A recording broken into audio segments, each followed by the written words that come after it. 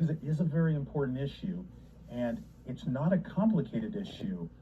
And it's important for people to recognize the difference between the honest facts, which is what I'm sharing, and the spin and dodge and look over here that you hear Dr. Califf at the FDA and other, Dr. Offit, other people sharing. So it's actually very simple. We all know what DNA is. This is our genetic blueprint, our gift from God.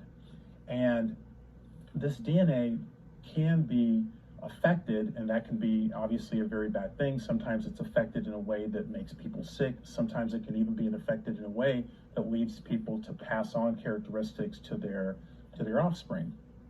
In this particular case with the mRNA vaccines, they have DNA in them like many other vaccines or other biologic type of medications. And that, as I've said previously, is not such a big deal, because fortunately DNA is not some big hairy monster that can live forever when it's foreign in people's bodies. Our bodies have lots of mechanisms to break them down.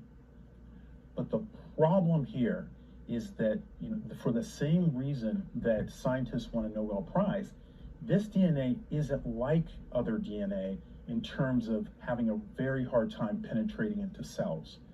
This DNA hangs on with mRNA in that lipid nanoparticle that people hear and frankly probably roll their eyes over.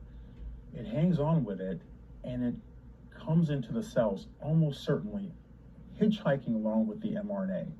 So whereas in the past DNA would have a very hard time even entering cells, here the DNA is getting delivered into cells with the lipid nanoparticles. And that's a problem. And that's a problem because each dose of mRNA COVID-19 vaccine probably contains, it's been estimated, between billions and hundreds of billions of fragments of DNA. So this is a completely different risk analysis. That is obvious. You don't need a PhD to be able to figure that out. And the FDA's own guidance about contaminating DNA, published guidance, their words, never referred to by them, by the way, in their counter arguments, but their words are that there are situations when you need to confirm that DNA that is a contaminant or foreign DNA is not integrating into human DNA, into the human genome.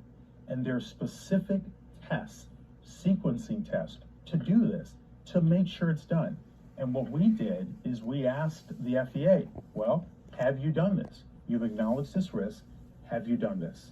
And they came back with about 10,000 words talking about everything from what time the sun sets in China to their third cousin's bar mitzvah, and nothing about the specific question we asked, along with other questions, by the way. Right. But nothing about that, which leads me to conclude they haven't done it, which is, it starts at crazy, but it ends at somewhere else. There you go. That someone could be just so nonchalant and frankly willy-nilly with something as precious and as sacred as our human DNA.